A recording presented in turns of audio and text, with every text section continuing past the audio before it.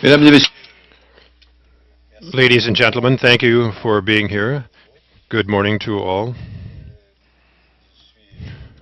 I am pleased to be here with my friend and colleague, William Hague.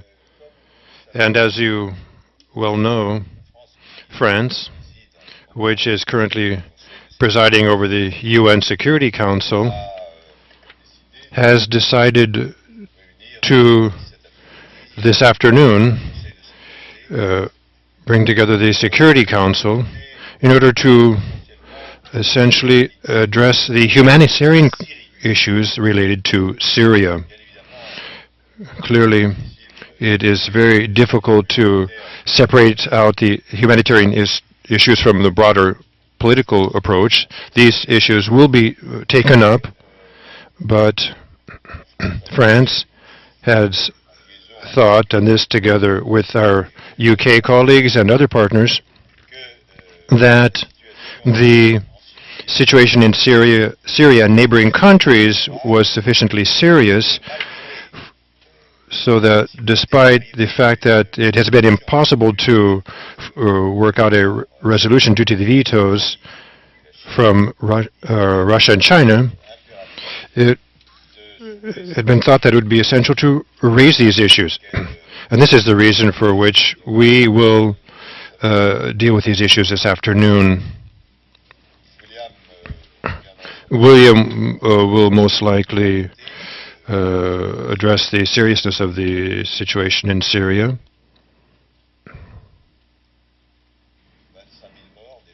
Already 25,000 dead, 250,000 wounded, more than 300,000 refugees, and specifically we will look at these issues. More than 1 million, much more than 1 million displaced persons. And this is a situation that is intolerable and unacceptable. And from the humanitarian standpoint, this raises a host of questions both within Syria, because humanitarian law is not being complied with at all. And we will say this in a straightforward manner this afternoon, and the representatives of the Assad clan will be there. But this also raises many questions with respect to the neighboring countries who are having to host these refugees. And they are here, and we thank them for being here. We have invited the ministers of the governments that are most directly involved or concerned by this issue of receiving these refugees, our Turkish and Lebanese colleagues, our Jordanian colleague, and our Iraqi colleague. And we will all consider these issues. Clearly, this is not a matter of just having bureaucratic language, but instead we will give particular attention to these issues, these political issues as well. And on these matters, Great Britain and France, in many areas, have seen that we have convergent positions or even totally identical positions. And this is the reason for which William Hague and myself, we had decided to have this press conference. And at the same time, we together have adopted a number of positions and decisions that William Hague, if he agrees, will go into more detail. That is, by each of us, that is the UK and France, each of us will increase our humanitarian assistance, because the humanitarian issue, the wounded, the refugees, this calls for requisite financial resources. And so we have taken decisions to that effect. And on the other hand, we are taking the joint initiative to ensure that in the United Nations that there be held a meeting quickly on the financing of the UN agencies, and specifically this would be with our development colleagues. And we are in agreement, all of us, to reaffirm the fact that Assad and his clan should be held accountable for their crimes before the International Criminal Court and Syrian jurisdiction. And we are issuing a new call for defections of Syrian officials who should separate themselves from that criminal clan as quickly as possible. And also together with other partners as well, we are putting together what we call the day after, as we say in French, the post-Assad period, because clearly we need to coordinate both our support to the Syrian people in this political transition and also lay the ground for the immediate measures to be taken as quickly as possible for the Syrian people. So in sum, why this meeting this afternoon? I would say the following. This would be to attest to the crimes in Syria, to hold each and every one accountable, to reiterate our solidarity with the Syrian people, and to increase our assistance. And this in order to demonstrate our solidarity also with the Syria's neighboring countries who are hosting thousands and thousands of refugees, and also to recall that there is no impunity, and to encourage Syrian officials to defect, and also to assist the opposition, the Syrian opposition, in uniting and to create a transition, and also to prepare the future, that is the post-Bashar al-Assad period.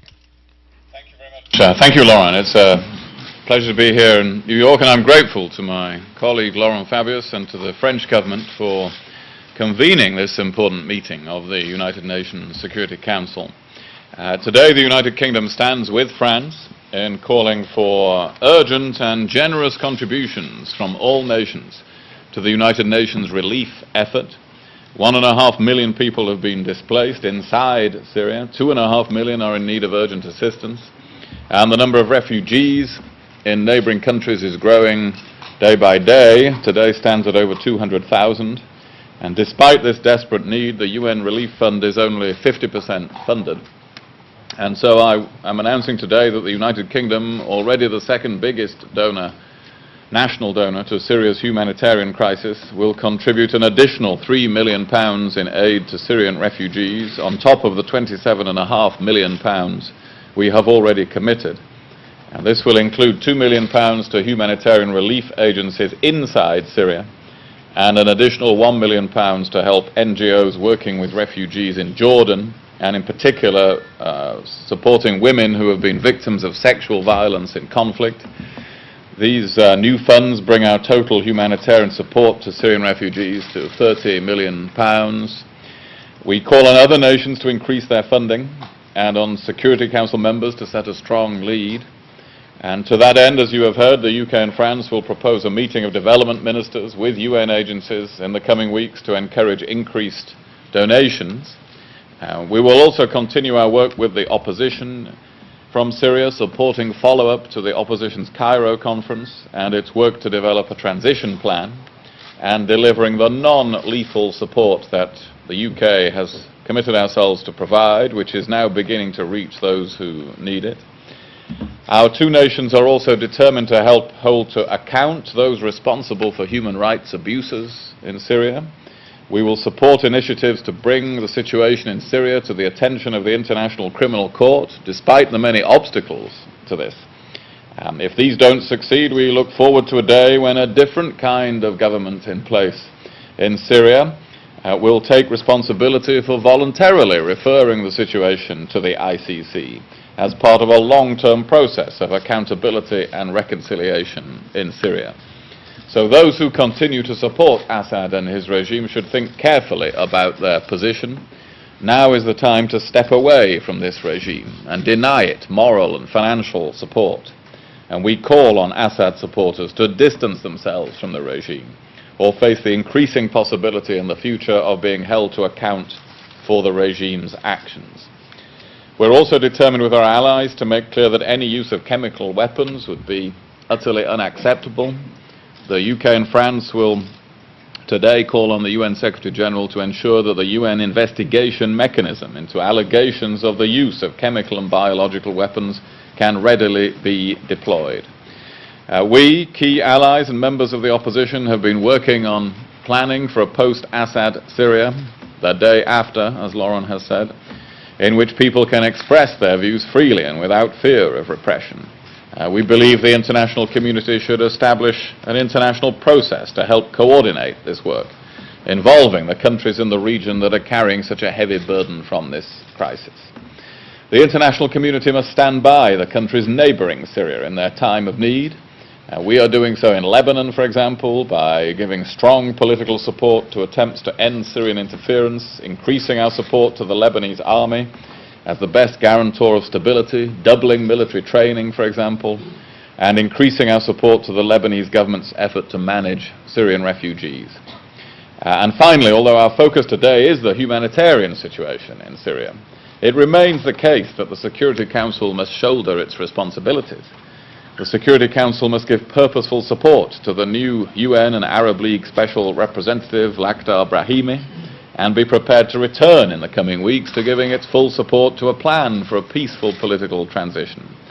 Today we've seen further regional condemnation of the Syrian regime at the NAM summit, where President Morsi made clear that it was oppressive and had lost legitimacy.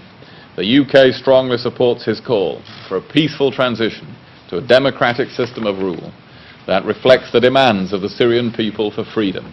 And we hope the Security Council and the wider UN system can put their full weight behind that ambition. Thank you. Now we have time for a few questions. Thank you very much, William.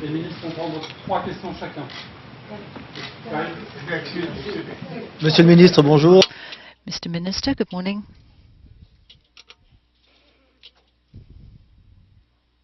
Nations Correspondent Association.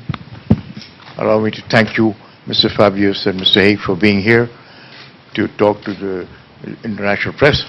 Now, my question, of course, is the same, that the great catastrophe that is, humanitarian catastrophe that is going on in Syria, you all realize it, but too late, but it's better late than never.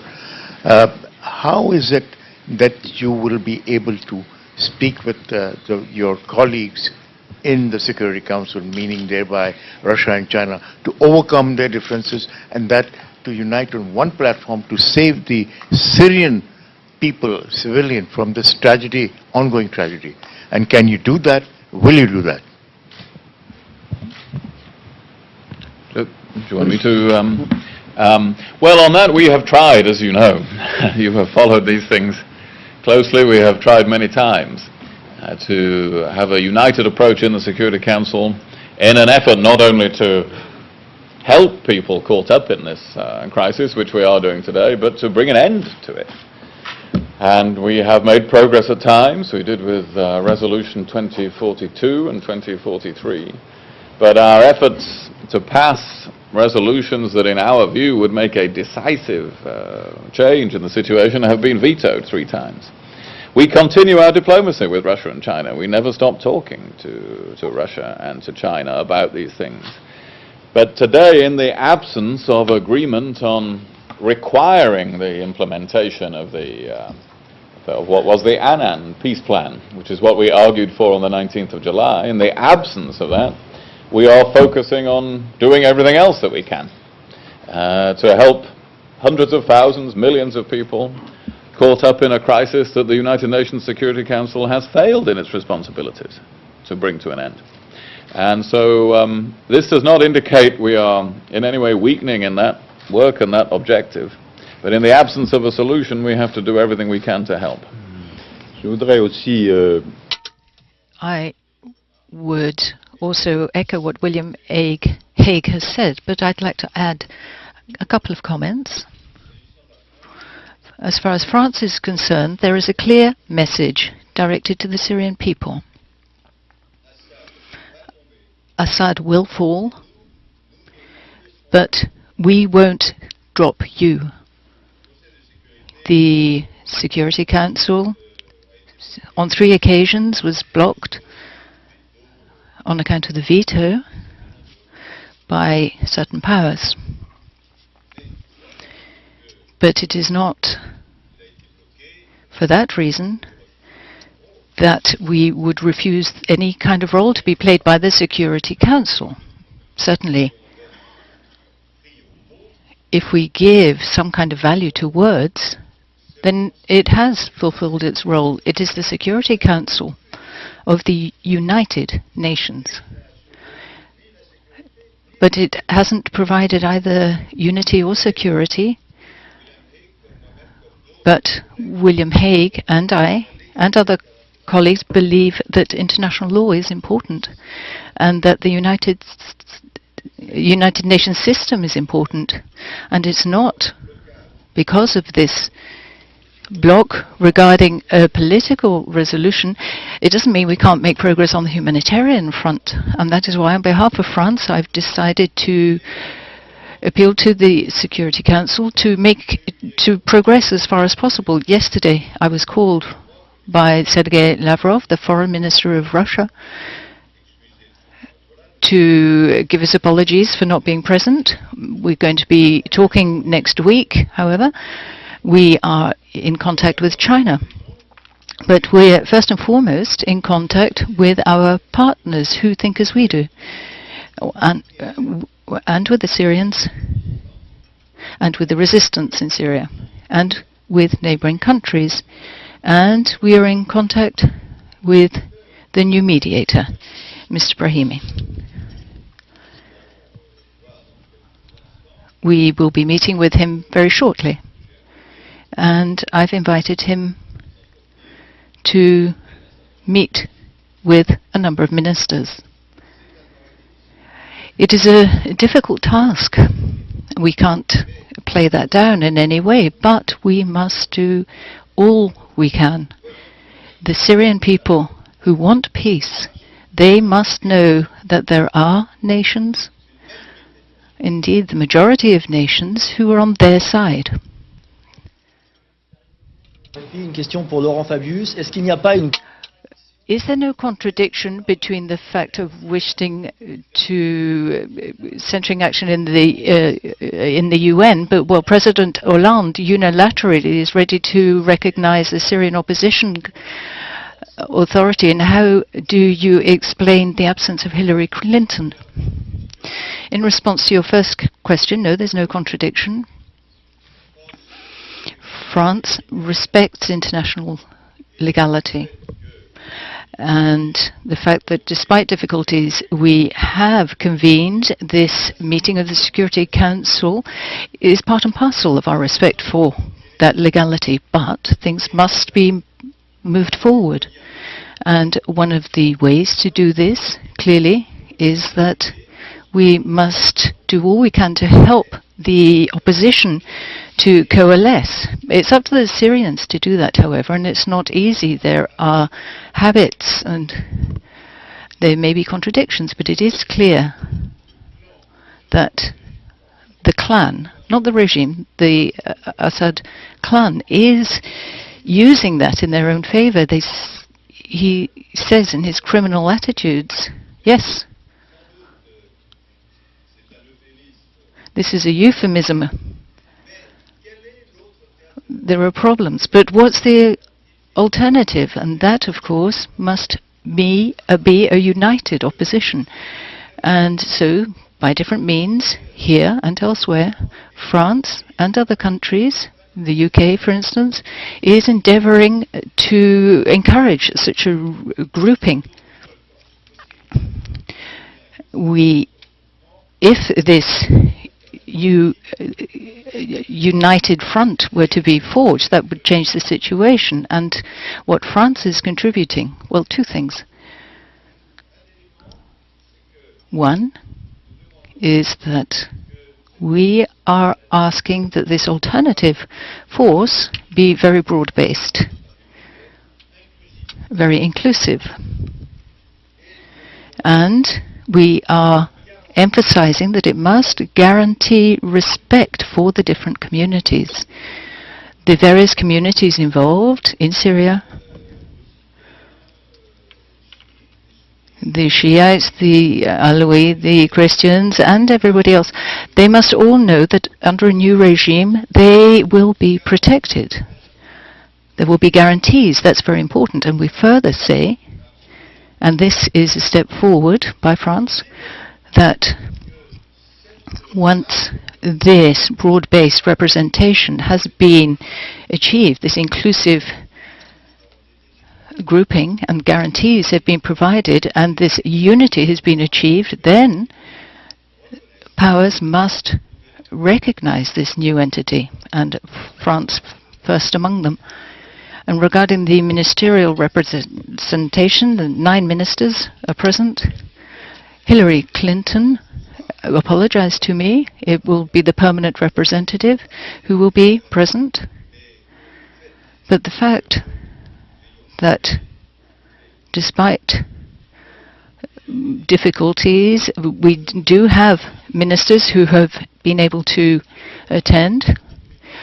And then we have the permanent representatives of the Security Council and neighboring countries and others. This shows how important everything that is at stake is. Yves, France Inter, France Info.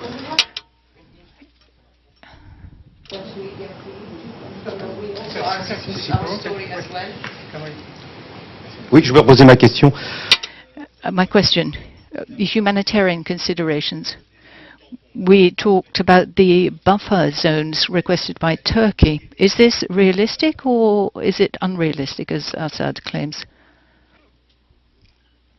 I don't see you, says Mr. Fabius. Where are you? Turkey has discussed this, and with our colleagues, this will be discussed. And our colleague Davutoglu will be present. And then we have the neighboring countries who also perceive that there are increasing numbers of refugees. Jordan, Lebanon, Turkey, and there we have the possible contagion in some of those situations.